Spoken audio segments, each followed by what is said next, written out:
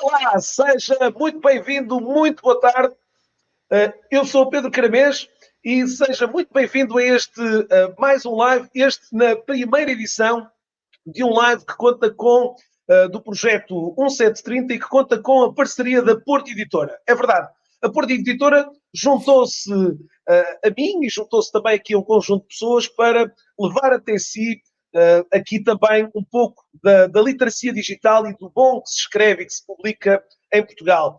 Num ano de 2020 desafiante e agora também de início de 2021 desafiante para o mundo dos livros, gostávamos também de poder humildemente contribuir para também aqui esta, digamos, o destaque, o entusiasmo, a motivação pela leitura, e é exatamente também com esse propósito que de alguma maneira quisemos levar até si um conjunto de encontros não com literários, nem não com críticos literários, mas com pessoas com empresários que hoje têm também um enorme, movidos também pelo um enorme gosto pela leitura, e que aqui hoje vamos trazer, estando à conversa com o meu convidado sobre o livro O Nosso Deserto Está a Mudar, de John Cotter e de Holger Rathgeber, um nome assim um bocadinho mais difícil de pronunciar. Para todos que aqui vão chegando, como sabem, é sempre também tema das nossas ações, devo convidar a escrever aqui nos comentários de onde é que o estão a ouvir. É verdade, gostava também de presentear ao meu convidado de hoje, que já vão ter a oportunidade de ver quem é e de o conhecerem um bocadinho melhor, de percebermos que hoje o mundo lusófono é hoje, de alguma forma, bastante extenso e traz-nos aqui pessoas de muitos sítios diferentes. E, portanto, eu hoje estou a partir de Viana do Castelo. Ricardo, lanço desde já a primeira mensagem de agradecimento por teres aceito o desafio para estreares esta rúbrica aqui do projeto 1730, onde nos colocamos logo hoje à conversa com profissionais sobre livros, sobre livros. Ricardo, muito obrigado desde já por teres aceito aqui este desafio. Obrigado eu e boa tarde a todos. Pedro, muito obrigado pelo convite. É para mim um prazer inaugurar esta nova rúbrica 1730 e poder partilhar aqui um pouco do que é a nossa realidade, a realidade do Grupo Bernardo da Costa, e fazer aqui um paralelismo com este livro tão interessante que tu e a Porto Editora tiveram a oportunidade de nos oferecer. Ora bem, este livro, como já tiveram a oportunidade de ouvir, chama-se O Nosso Deserto Está a Mudar, uma fábula muito interessante, aliás, um livro que também vem na sequência de um outro que teremos depois daqui a mais algumas semanas ou meses da oportunidade também de ouvir um outro empresário falar um pouco acerca deste outro livro. Este é O Nosso Deserto Está a Mudar, de John Cotter, e de alguma forma aqui este momento também muito rico e interessante de partilha aqui com o Ricardo, que aqui vou ter. A Marta Gonçalves de Braga, Maia, Viana do Castelo, Setúbal, Lisboa, Alvergaria, Rio de Janeiro, Algarve. Temos hoje aqui uma presença que eu espero muito, muito alargada, de muitas cidades, de muitos locais onde hoje os profissionais se encontram, e que seguramente também por esta via, por este canal incrível, estamos hoje a transmitir através do LinkedIn, através do YouTube e através do Facebook. Portanto, vários canais, vários meios de difusão para levar até si também este momento. Ricardo, as primeiras palavras seriam naturalmente viradas para poderes dizer aqui também à minha comunidade, esta grande comunidade que também é tua e que também é de todos, quem é o Ricardo Costa, um bocadinho daquilo quem tu és e da empresa que hoje lideras. Muito Deixo bem. este espaço também para isso, claro. Obrigado, Pedro. Obrigado. Portanto, tenho 42 anos, sou um pai orgulhoso de 2 filhos, uma menina com 14 anos e um rapaz de 10 anos, casado, licenciado em 2001 pela Universidade de Lusíada em Engenharia e Gestão Industrial, fiz também um MBA na Católica Porto Business School em 2011, e neste momento estou à frente do Grupo Bernardo da Costa. E o que é então o Grupo Bernardo da Costa? É uma empresa familiar constituída em 1957, como eu digo sempre, no ano de fundação da RTP. Fazemos este ano 64 anos de atividade. Como tinha dito, então, uma empresa familiar. Começou com o meu avô, teve à frente dos destinos da empresa o meu pai e o meu tio, e já há alguns anos conta com os membros da terceira geração, da qual eu orgulhosamente faço parte na liderança do grupo. Vimos da gênese das instalações elétricas e durante muitos anos essa empresa fundada pelo meu avô foi a única do grupo, e em 2004 dá-se a expansão tanto a nível de áreas de negócio como também a nível geográfico. E hoje somos um conjunto de 8 empresas nas mais variadas áreas de negócio, desde a segurança eletrónica, à formação e consultoria, à domótica e automação, aos audiovisuais. E estamos em Portugal, em Espanha, nos Camarões e no Brasil, de uma forma direta, e no caso da ATouch temos distribuidores e agentes espalhados pelo mundo. Temos cerca de 180 pessoas a colaborarem connosco, e no ano passado atingimos um volume de negócios na ordem dos 48 milhões de euros. E, portanto, assim, muito resumidamente, isto é ao dia de hoje o grupo Bernardo da Costa, que eu tenho a honra e o privilégio de liderar.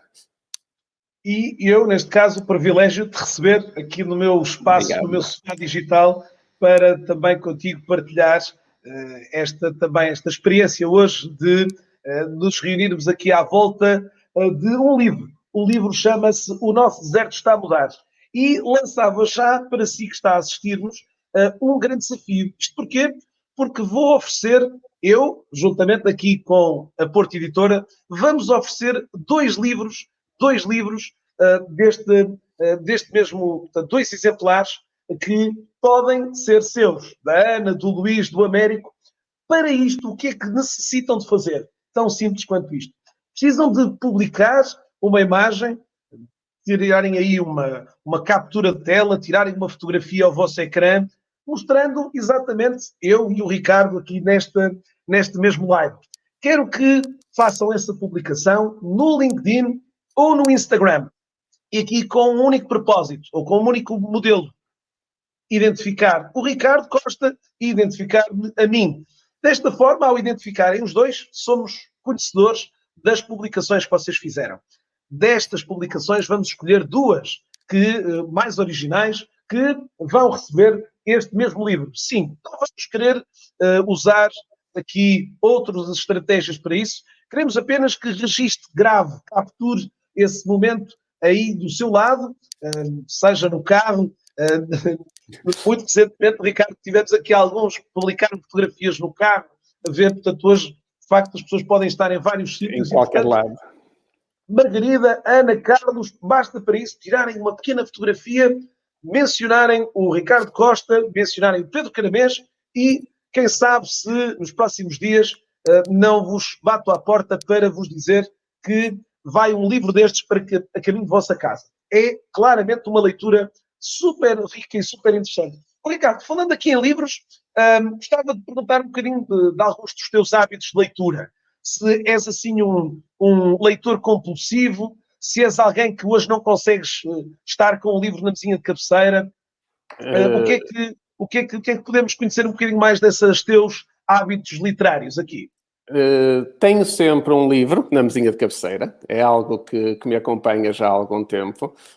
Não sou um leitor compulsivo de livros, é verdade, mas procuro essencialmente livros na área da gestão, na área do empreendedorismo, na área do marketing. São, assim, os livros que mais recentemente, quando digo mais recentemente, nos últimos 2, 3 anos, tenho lido.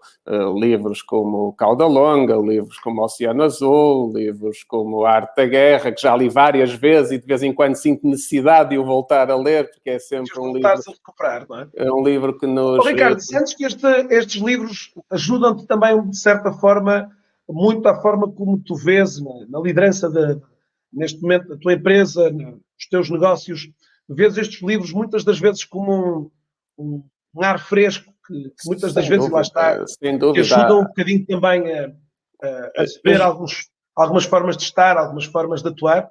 Ajudam a mudar mindsets, ajudam a abrir horizontes, ajudam sobretudo a percebermos outras práticas que em diversos contextos acabam por funcionar e que depois eu tenho aquele cuidado de perceber que práticas consigo adequar à nossa realidade, à realidade do nosso grupo, à realidade do nosso país, mas sem dúvida que são uma enorme ajuda e, acima de tudo, abrem-nos muitos horizontes nessas componentes principais que eu referi há pouco, como são a gestão, a liderança, o marketing, que de facto são os temas que eu mais procuro quando compro um livro. Oh, Ricardo, ainda és mais apologista do livro físico ou os livros audiolivros, os e-books, neste momento estão a ganhar algum terreno aí em casa, digamos, em comparação com os livros físicos? Eu sou muito do livro físico. Posso dizer que cheira novo. O cheiro, o toque, a página, o marcador ainda é algo que eu valorizo. Já li e-books e um dos livros que me inspirou a fazer uma caminhada, que foi o Caminho de Santiago, foi o Bom Caminho, e que eu li em e-book, curiosamente, numas férias, e não me dava para ir comprar o livro, mas podendo, ainda prefiro sentir o livro nas mãos. Olha, qual foi o livro antes deste livro que lancei, em termos de desafio, aqui, que te chegou a casa? Antes deste, que livro é que tinhas acabado de ler, ou que ainda estavas a ler?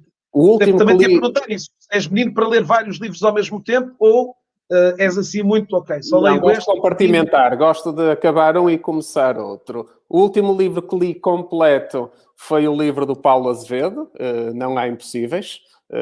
Um livro super inspirador de alguém que é, para mim, o meu maior exemplo de resiliência e capacidade de superação. E o livro que estou a ler neste momento, que depois deste que li para este programa, mas que ainda vai no início, é o do Barack Obama, Uma Terra Prometida. É o livro que tenho neste momento, mas ele, como é assim, é daqueles... Não tem nada a ver com este do Cotter, por isso vai durar algum tempo essa leitura. Vai durar algum tempo esse livro. Aliás, às vezes o desafio é um bocadinho esse, é intercalarmos entre livros grandes. Aliás, eu neste momento continuo ainda a tentar, digamos, já passei do meio o livro do Leonardo da Vinci, a biografia do Leonardo da Vinci, do Isaacson, que é um tremendo escritor para este tipo de publicações. Tem também outras, do Benjamin Franklin, do Albert Einstein e outros, mas são efetivamente livros que têm aqui uma dimensão bastante superior a esta. Ricardo, esta componente motiva-te às vezes os livros em função dos rankings onde eles tenham, isso para ti, portanto, és um bocadinho muito também enfim, é óbvio que hoje, seja pelo Facebook, LinkedIn ou Instagram, vamos sendo influenciados por outros. Acho que sou mais influenciado por isso. Acho que pessoas que eu vou seguindo no LinkedIn e até alguns amigos, muitas vezes publicam livros e fazem um resumo ou fazem uma crítica positiva a algum livro, e é mais isso que me leva a escolher o livro que vou ler a seguir. Temos um amigo comum que costuma fazer muito isso, que é o Miguel Soares, e ele normalmente vai postando os livros que lê e eu normalmente vou atrás. Atrás das sugestões deles. Ricardo, ia-te perguntar também se esta questão aqui dos livros e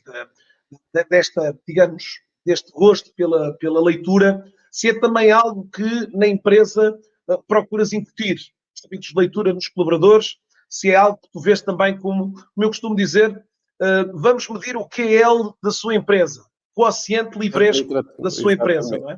Não, tento. Já oferecemos... Há um ano, mais ou menos, ofereci o Bom Caminho, precisamente, o livro do Caminho de Santiago. Mais recentemente oferecemos o livro do Paulo Azevedo também a todos os colaboradores. E estamos, inclusive, a pensar em criar aqui uma mini biblioteca para que possa existir essa partilha. Agora é só uma questão de que a pandemia nos deixe realizar esse projeto, porque, de facto, acho que é muito importante criar hábitos de leitura na sociedade em geral, mas, acima de tudo, nas empresas. Infelizmente, como eu te estava a dizer, Ricardo, os últimos dados, de facto, foram dados preocupantes, não é? De percebermos que os portugueses regrediram muito e foi se calhar também um bocadinho isso, Ricardo, esta percepção de poder também aqui entregar semanalmente uma razão ou algumas, digamos aqui também um espaço para esta linha de livros, não é? Portanto, no fundo, poder partilhar com as pessoas o que tão bom se escreve e se publica em Portugal, e aqui a Porto Editora tem feito um papel também importante, juntamente também com outras editoras nesse papel, nesse processo, mas há de facto que, de alguma maneira, reinverter aqui um caminho que, infelizmente, esta pandemia veio, de facto, a dar aqui uma machadada complicada também, mas incutir aqui, de facto, às pessoas uma vontade e um gosto pela leitura, e aqui também, quando a própria empresa também o incentiva e o mobiliza, por exemplo, o próprio LinkedIn, quando o Sr. Reid Hoffman, um dos fundadores, lançou os seus livros, portanto, foi distribuído por toda a empresa o seu próprio livro. Portanto, há um espírito também sempre muito grande das pessoas aqui. E hoje acho que tivemos uma boa notícia em relação a isso. Acho que o novo decreto do estado de emergência prevê como exceção a abertura de livrarias a partir agora já do dia 15, o que eu acho que é uma excelente notícia. Acho que é uma excelente notícia para os próximos 15 dias deste estado de emergência que se inicia no dia 15. É verdade, é muito verdade. Então ainda bem, olha, excelentes notícias, fico super contente, sinal que, digamos, esta nossa vontade de emissão de ir ultrapassando isso vai sendo gerada. Olha, Ricardo, falando aqui e voltando novamente a dizer que estamos à conversa, vamos começar aqui neste instante a falar sobre o livro John Cotter, o livro, uma das suas fábulas assim mais conhecidas, O Nosso Deserto Está a Mudar. Ricardo, consegues de alguma forma, da leitura que fizeste, apresentar aqui, pelo menos a quem ainda não o fez, uma breve panorâmica do que é que esta fábula fácil de, aliás, as pessoas começam a lê-la e depois de repente, o Pedro entusiasma-me tanto que acabei de ler o livro da própria. Foste assim menino também para... Completamente. Para é um livro curto, de muito fácil leitura, mas tremendamente eficaz. Tremendamente eficaz, porque com uma simples parábola, fábula, de um grupo de mamíferos felpudos, neste caso dos suricatas, nós conseguimos fazer um paralelismo muito, muito interessante entre a nossa vida real e tudo o que tem a ver com um aspecto que hoje, e neste momento que nós estamos a viver desde março de 2020, é fundamental, que é a reação à mudança, a reação aos fatores adversos com que nos vamos deparando pelo caminho, e também, por outro lado, aquilo que nós sentimos nas empresas quando elas passam de startups a empresas de maior dimensão, que é chamadas na gíria dores de crescimento. E, portanto, é fazer este mix e também o binómio gestão/liderança que é muito interessante, como num livro tão curto se consegue perceber que é difícil conseguir este binómio, mas que é possível. E que, quando é possível, os resultados são, de facto, fantásticos. Estes dois grandes gurus da gestão, não é? Que, de alguma forma, podiam aqui ter utilizado, digamos, como tantos outros... 500 livros, páginas, não é? 500 páginas, verdadeiros textbooks aqui à volta disto, acabaram por, de uma forma... aparentemente mais simplista. Um pouco às vezes, Ricardo, um bocado à semelhança daquilo que a gente às vezes vê até, sei lá, com livros como tu falaste, da Arte da Guerra, do Príncipezinho, tantos outros que são de alguma forma muitas das vezes livros que têm aqui nas suas entrelinhas sempre um sumo tremendo aqui para ir buscar. Portanto, esta história que, como vos disse, vem também aqui na sequência e até acontece 10 anos depois do outro livro que falei, do Iceberg. Portanto, eles passaram dos pinguins, passaram do frio para o calor, não é? Mas, de alguma maneira, mesmo assim, com todas as propriedades fantásticas aqui do...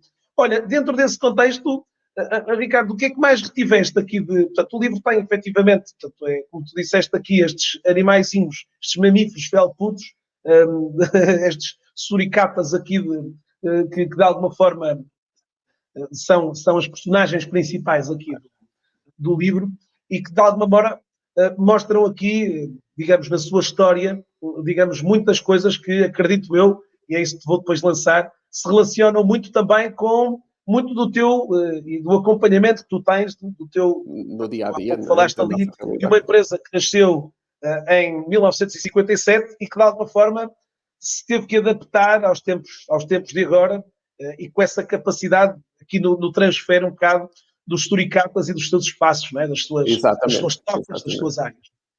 Mas, Ricardo, o que é que mais retiveste? Assim, que aspectos é que achaste mais deliciosos também? E claro, em que momentos é que paraste o livro e disseste, epá, eu estou a rever isto neste ou naquele pormenor da empresa? São vários. Desde das reuniões, às vezes chatas e pouco produtivas, desde quando surge uma adversidade que no livro é retratada ou pelo ataque de um abutre ou pela falta da chuva e que depois deixa toda a gente com os nervos à flor da pele e se perde um pouco o discernimento na tomada de decisões e na eficácia da tomada de decisões. A deserção, quando algumas pessoas deixam de acreditar nos projetos, deixam de acreditar, neste caso do livro, nos clãs e da forma como os clãs estão organizados e decidem ir à procura ou de outro clã ou até, no caso da Nádia, de ir perceber informações noutros clãs para depois ajudar o seu próprio clã. Quando, de facto, depois de 3 ou 4 tentativas e pensamos que afinal é tudo igual e se encontra um oásis, por assim dizer, e um clã, uma empresa, uma organização que, de facto, vê as coisas de uma forma totalmente distinta, onde a liderança se sobrepõe à gestão e depois o mais interessante é que quando pensamos que aquilo é a perfeição, voltamos a perceber que também esse modelo pode ter as suas falhas nas tais dores de crescimento e quando o clã começa a ter muita gente, começa a existir a falta de organização que também é importante nessas empresas de média e grande dimensão. E a conclusão é mesmo aquela que eu referi há pouco, e essa é a chave do livro, é que não tem que existir ou um ou outro. O ideal e aquilo que nós devemos procurar é que os dois coabitem, a gestão e a liderança, a inovação, a liberdade e o cada um poder ser líder dos seus próprios projetos, associados ao planeamento, à gestão, à orçamentação, à seleção, à avaliação, coabitarem e só assim conseguirmos ter empresas ou clãs, no caso do livro, de alta performance e onde todos se sintam realizados, motivados para as mais diversas tarefas.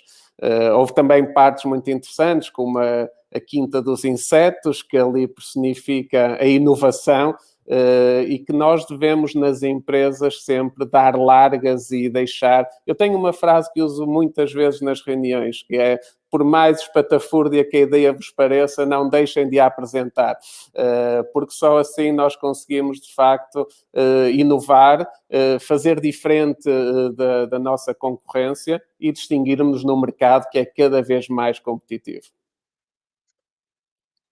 Estamos, como já perceberam aqui, estamos à conversa com o Ricardo Costa, estamos a falar sobre o livro O Nosso Deserto Está a Mudar, uma excelente livro, um excelente texto aqui, com tanto sumo que de alguma forma se traz aqui, de uma forma até recorrendo a uma linguagem simples, se calhar sem nenhum, portanto, seguramente não vai encontrar aqui nenhuma buzzword difícil de ler, nenhum inseto na figura aqui, mas de facto num contexto que, como dizias, Ricardo, trouxe de facto aqui muitas questões aqui que tens aqui em alguns momentos, falaste das questões das reunites, falaste dentro daquilo que é, digamos aqui, a história da empresa que atualmente lideras, que de facto passou por vários destes contextos aqui.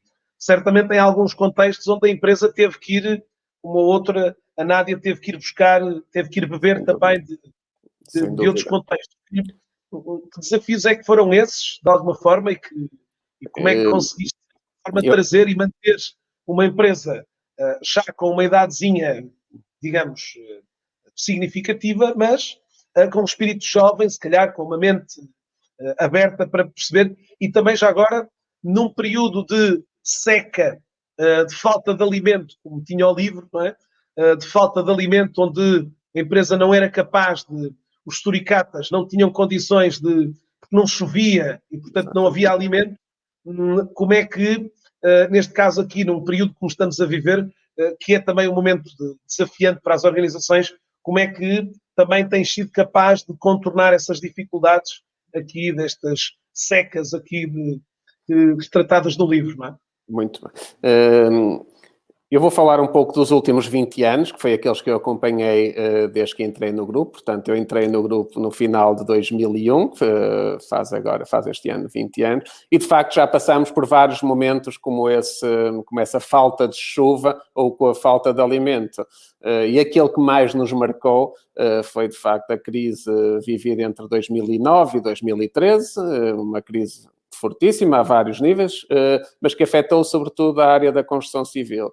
E eu, ao ler a primeira parte do livro, revi-me muitas vezes naqueles momentos que nós passamos, onde, usando uma expressão muito popular, quando não há pão, todos ralham e ninguém tem razão. E é isso que acontece muitas vezes, as pessoas perdem o discernimento e, felizmente, eu consegui ter o discernimento de procurar diversificar, e o diversificar ajuda a que não esteja tudo no mesmo, os ovos todos no mesmo cesto, e isso nos momentos de crise é importante, e o livro em alguns momentos toca nisso, é onde entra a inovação, é onde entra a criatividade, é onde entra a partilha.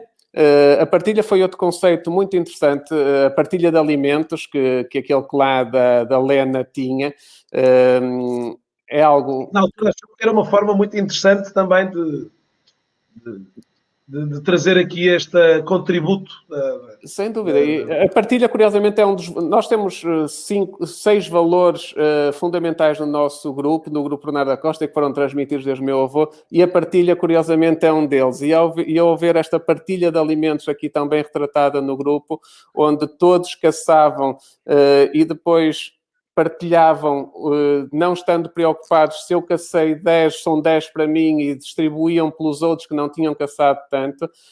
Como é lógico, isto às vezes na realidade empresarial não é assim tão fácil de implementar, mas se nós fizermos, eu fiz este paralelismo logo com as vendas, não é? Com os comerciais, que depois têm as suas comissões, e se existirem essas... Se existir esse conceito de partilha, de facto, tudo fica muito mais facilitado, porque tradicionalmente pensa-se que eu vou deixar que o outro ganhe e eu vou comer o que o outro me vai trazer. Eu, curiosamente, vejo muito mais como está descrito no livro, que é, se aquele caçou hoje 10, eu amanhã vou ter que caçar 11 para que depois possa também eu contribuir para que o que está para repartir seja ainda maior e mais importante. E esse também foi um dos conceitos que o livro retrata muito bem em vários momentos e que eu penso que é fundamental nas organizações. E pode-se aplicar a tudo, ao conhecimento, às vendas, na formação. Há vários exemplos de partilha dentro das organizações que são inspirados aqui pelo livro e que eu acho que são muito, muito importantes.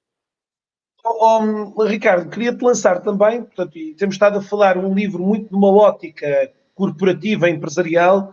Vês que o livro também tem aqui algum impacto para, seguramente, aqui muitas das pessoas que nos estão a assistir hoje. Aliás, só para te dizer, temos estado aqui sempre com números simpáticos, aqui 75 a 100 pessoas aqui nos diferentes espaços aqui a ouvir-nos, a umas 5:30 da tarde, alguns aqui já desafiados. Seguramente alguns vão estar a ouvir-nos um pouco mais tarde, como é também muito natural aqui, chegar ao seu encontro. Este espaço fica disponível também, esta conversa fica disponível depois também em podcast, para poder ouvir em vários dos meios também que queira voltar novamente a escutar aqui as nossas palavras à volta deste tema. Mas, Ricardo, queria te perguntar se hoje um profissional, hoje também se também o livro achaste que pode inspirar hoje um profissional a ser aqui um pouco Nádia, a ser um pouco, digamos aqui, um profissional, e este livro, não só numa vertente,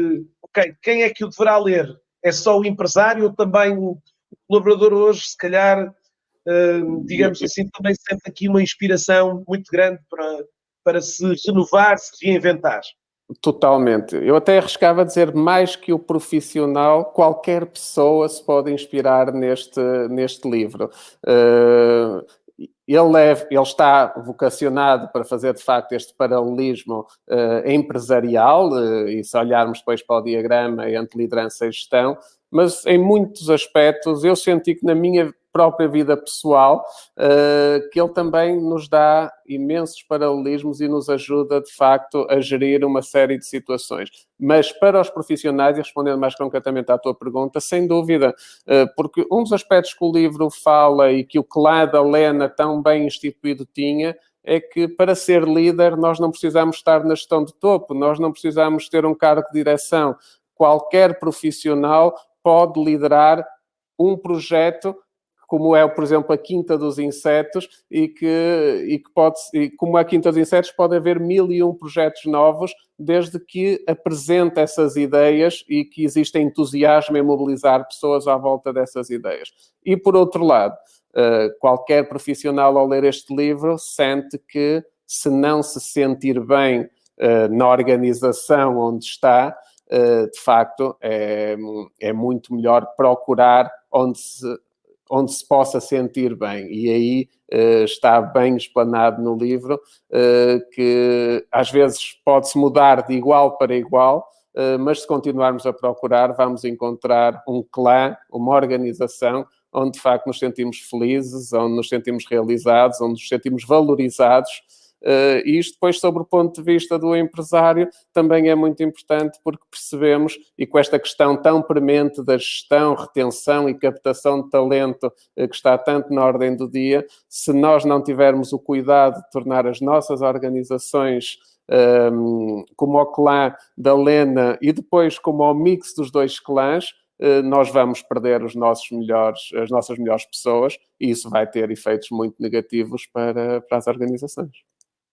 Ricardo, obviamente que o livro na altura também, dentro destes desafios hoje dos ainda não sabia da pandemia, não é? Ainda não sabiam da pandemia no livro. Sim, neste caso. Não é? Mas, Ricardo, dentro destes contextos até, o próprio livro também, quando questionava a Cátia quase nos riscos, mas será que existe efetivamente um espaço lá fora? Será que não podes correr o risco de ser mordida, de ser atacada?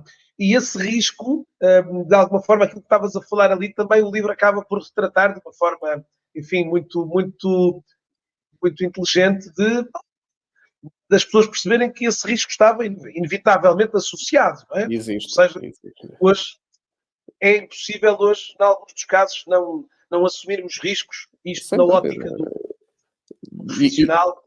E no livro está bem retratado com o cuidado que eles planeavam a viagem, porque descansavam em determinadas horas para não serem tão facilmente atacados e só viajavam noutro período. Isso retratado na vida é o mesmo. Nós também, acho que, qual é o paralelismo que aqui podemos fazer? Não é sair por sair só porque aconteceu alguma coisa mal e não vamos ter cuidado o que vamos procurar. Devemos ter bem assente aquilo que queremos, as competências que temos, o que é que nos satisfaz, quais são os nossos sonhos, o que é que nos realiza profissionalmente, e medindo tudo isso, ir então à procura desse local onde nós vamos, de facto, conseguir estar profissionalmente e pessoalmente realizados. Ricardo, o Manuel Máximo, grato Manuel, obrigado por estar desse lado, coloca aqui a questão do espírito de liderança. De acordo, o espírito de liderança também começa em cada um, nos projetos em que cada um se envolve, quer pessoal, quer profissionalmente. Sentes também, Ricardo, ao nível da empresa que, por exemplo, digamos, também sentimos no próprio livro, alguns estímulos e incentivos para que o próprio colaborador tivesse claro, com todos os desafios inerentes a essa, digamos, à liderança, seja para uma melhoria de um processo, seja para, como nós vimos ali, um novo posto de escuta, não é? Ok, mas eu nunca fui acima das árvores verificar se o abutre estava ou não e conseguimos ter uma visão maior. Mas isso não está nos livros. Nós não podemos fazer isso, não é? Sentes aqui no teu caso, paralístico para a empresa, que de alguma forma também tens tentado, de certa forma, incutir esse espírito também, um espírito também de desafio, mas de construção. De incentivo e de construção. Não, procuro, é uma das minhas principais preocupações, é de facto incentivar as pessoas a apresentarem as ideias, como disse há pouco, mas mais do que apresentarem as ideias, delinearem um plano para executarem essas mesmas ideias e dar-lhes toda a liberdade para escolherem a equipa com quem querem fazê-lo e serem elas mesmas quem teve essas mesmas ideias a concretizá-las e a liderar esses projetos. E só assim é que nós conseguimos, numa organização, que as pessoas se sintam livres e motivadas a apresentar novas ideias. Se nós começamos a castrar ou se nós começamos a condenar uma ideia que, à partida, pode parecer despropositada, quem estiver, e normalmente eu costumo dizer que nas empresas tudo se sabe, nós vamos estar a condicionar no futuro a apresentação dessas mesmas ideias, que às vezes são decisivas para o sucesso ou insucesso das organizações. Principalmente em momentos como nós vivemos agora. Agora, exatamente. E é um bocado essa linha também, olha, temos aqui muita gente também, a Vânia Guerreiro também notou também e sentiu aqui a mensagem de que cada um de nós pode ser um líder na sua área profissional. Aqui a Dália coloca aqui também complicado quando temos chefes em vez de líderes e portanto há aqui também essa, digamos assim, essa diferença entre a chefia e a liderança que muitas das vezes é retratada. O livro de alguma forma também traz esse, pronto, mais uma vez voltamos a dizer, numa linguagem simples, despojada de palavrões, de jargões técnicos. De facto, o John Kotter e o Holger Ratgeber, um nome assim um bocadinho mais menos fácil de pronunciar, mas também inspiraram aqui. Ricardo, gostava de, e lancei aqui já o desafio também às pessoas para colocarem também aqui mais algumas questões, para quem também já o leu, já teve a oportunidade de ler o livro, também é uma importante momento também de partilha também das suas experiências e daquilo que o livro de facto tocou, um livro que de facto se vai degustar seguramente com muita facilidade aqui e que vai seguramente deixá-lo inspirado. Ricardo, estamos praticamente a chegar aqui ao final deste nosso momento. Pedia-te, como é também aqui comum, em função desta leitura, e obviamente sendo aqui um contexto redutor, aquele que te vou lançar aqui, de dares aqui um conselho, uma sugestão para alguém com um paz, ou alguém que hoje, neste momento, vive momentos muito grandes, de muito grande ansiedade, que conselho darias em função um bocadinho de algumas coisas que ressaltaram também aqui do livro e que podes aqui deixar também uma nota de esperança, de alento, de incentivo também aqui para fechos deste nosso primeiro episódio do Projeto 1730. Eu terminava com duas palavras. A primeira, a adaptação. Eu penso que qualquer pessoa que tem uma empresa ou qualquer empresário em nome individual percebeu que nós fomos obrigados a adaptar-nos, mas aquelas empresas que já não resistiam à mudança e que tinham essa capacidade conseguiram muito mais facilmente ultrapassar os desafios colocados pela pandemia. E a segunda é a reinvenção.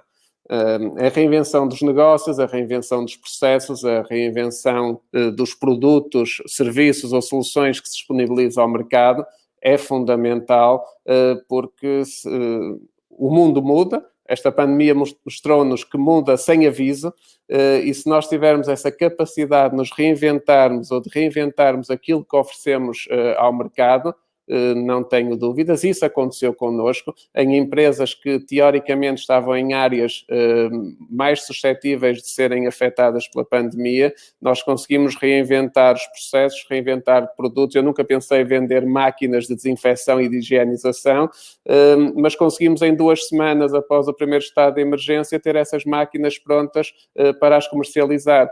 E, portanto, adaptação e reinvenção são os 2 conselhos que eu deixo para conseguirmos ultrapassar estes momentos difíceis que ainda se avizinham.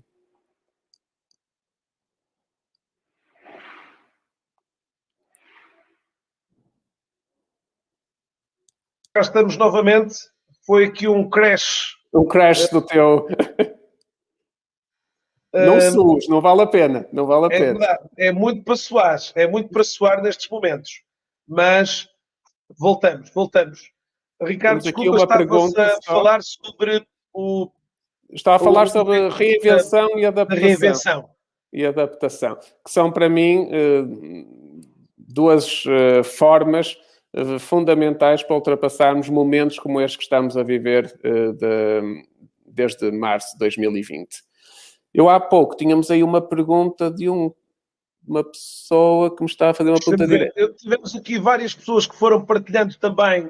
O António Martins Mendes foi partilhando aqui uma digamos, quote do Charles Darwin, diz ele: "It's not the strongest of the species that survives." Totalmente de acordo. Portanto, não é a mais forte das espécies que sobrevive, é o que se adapta melhor, nem a mais inteligente, mas aquela que é mais capaz de se adaptar à mudança. António, desde março que digo isto muitas vezes. António, não te esqueças de colocar essa frase, citação na fotografia para poderes aqui, eventualmente, também estar aqui para poder oferecer aqui. Estamos a oferecer 2 livros aqui do John Cotter. Estive hoje à conversa com o Ricardo. Estamos aqui com muitas pessoas que também, Ana Reis, a capacidade de adaptação é crucial neste tempo de mudança. A Clarissa, certeza que temos capacidade de nos reinventarmos também, é estarmos, obviamente, abertos aqui, como a Nádia esteve e outros suricatas capazes aqui de virem atrás. Aliás, quando a Nádia sai dessa tribo da Lena, leva um conjunto de suricatas que também se sentiram aqui motivados para ir desbravar outros meios. Há, de facto, aqui muita dessa incrível missão e, como tu disseste, no caso desta pandemia que vivemos, ela não teve, de facto, sobreaviso e, portanto, levou a que as organizações tivessem 2 caminhos. Muitas delas, obviamente, com aquele ceticismo, mas não vamos ser capazes. Há, de facto, hoje um síndrome aqui do impostor, que seguramente em alguns se torna, às vezes, demasiado ruidoso, não é? Portanto, é verdade. Aqui, e também aqui, felizmente, Ricardo, também tu tens sido prova viva e tantos outros empresários têm desafiado a dizer que sim, somos capazes de nos reinventar, somos capazes de, como tu estavas a dizer, quando a emissão acabou por cair abruptamente, também tu não te imaginavas de facto a fazer coisas que estás a fazer agora, mas que esse desconforto eventualmente tem valido a pena, não é? Portanto, largamente, aqui com todos os riscos associados a eles, não é? Olha, para terminar, deixo aqui uma questão aqui do Francisco. Era esta que eu tinha visto há pouco, era esta mesmo. Exato. Uma ideia nova é muitas vezes vista como um desafio inoportuno a um mau líder. Em vez de aproveitar a ideia, mata-se à nascença por ver uma ameaça à sua posição. A pergunta dele é se, muitas das vezes, numa ideia que desafia um conjunto de prismas, de orientações, se esta ideia, muitas das vezes aqui, pode, de alguma forma, constituir-se aqui digamos aqui um desafio. Que comentários te apraz aqui a esta questão? Em primeiro lugar, dizer que concordo plenamente que só um mau líder é que acha inoportuno uma ideia, seja ela qual for. E sei que existem muitas organizações onde as pessoas têm medo de de dar ideias, precisamente porque os seus líderes, ou os seus chefes, ou os seus diretores se sentem incomodados com essas ideias, com medo de perder o cargo. Felizmente, acredito que no Grupo Bernardo da Costa, e também já são muitas organizações que pensam assim, os líderes não são vistos pelo que fazem, mas pelo que conseguem. E se conseguirem ter uma equipa criativa e uma equipa que consiga apresentar um projeto e executá-lo, os líderes vão ser sempre reconhecidos porque deram essa oportunidade.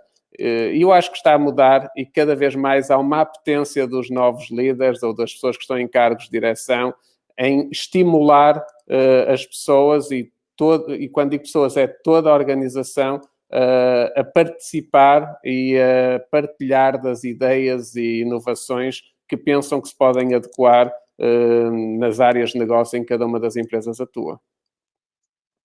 Bom, queria agradecer muito, Ricardo, teres aceito aqui o desafio que, juntamente com a Porto Editora, levamos a cabo. O projeto 1730 tem trazido a este espaço digital, ao meu espaço, autores de livros, mas, no caso aqui da parceria com a Porto Editora, desafiando empresários para a boleia de um livro. Hoje foi O Deserto Está a Mudar. Falarmos um bocadinho sobre também, extraindo também importantes ensinamentos para todos.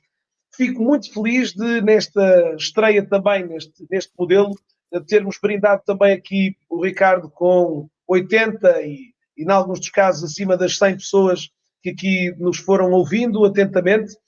Já sabe, queria muito poder oferecer-lhe o livro, assim, para poder também degustá-lo nas próximas semanas e seguramente tirar dele aqui muitas dicas e muitos interessantes e valiosas, digamos, um valioso combustível que o vai também motivar a continuar a persistir, cheio de grande resiliência ao longo deste ano de 2021. Vamos ter aqui nas próximas semanas mais momentos destes, mais ofertas de livros. Vamos querer levar muitos livros até a sua casa. É esta a minha missão, uma das minhas missões deste ano, trazer aqui também o livro também como um eixo central também importante, abrir de mentes, como o Ricardo também disse. Ricardo, prazer imenso estar aqui contigo. Eu partilhei também já o perfil do Ricardo.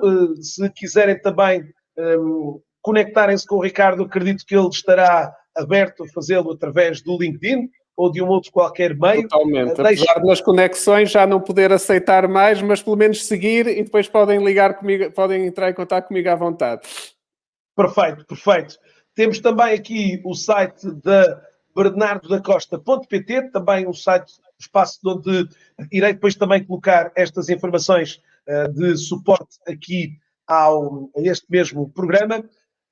Assim, espero que tenha sido um momento útil, muito grato aqui a todos, aqui a Ana Reis, a tantos que estiveram aqui ao longo destes 45 minutos, à nossa conversa, paciência aqui também para nos ouvir e, claro, muito espero ver também muito desejosos de pegar neste livro e de furá-lo, cheio de vontade, exatamente porque é de alguma forma um livro que muito, muito inspirado e inspirador, que seguramente vai trazer daqui alguma deste ânimo e energia também. Fiquem bem, Ricardo. Obrigado, Pedro, e obrigado a todos que assistiram. Foi um prazer. Tchau, tchau.